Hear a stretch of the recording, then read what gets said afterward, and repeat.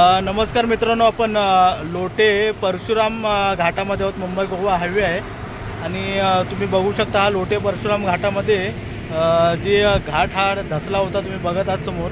आणि एकच मार्गाने वाहतूक पूर्ण चालू आहे आणि जास्त दिवस झाले नाही त्या घाटाचं काम करून.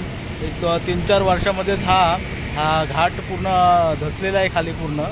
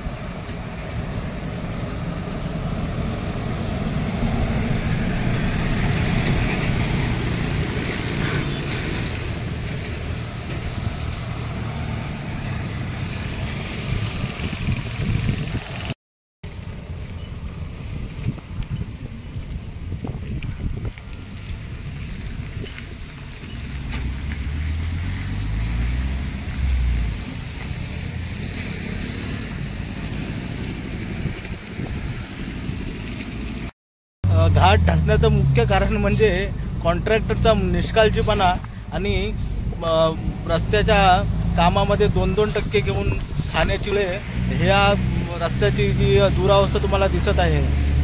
बघा, पूर्ण घाट पूर्ण धसलेला आहे आणि पूर्ण वाहतूक एकाच मार्गाने चालू आहे. आता पूर्ण भरलेली आहे ही जागा मला दिसत आहे, तरी पण ही जागा ही पूर्ण कणकुवत आहे.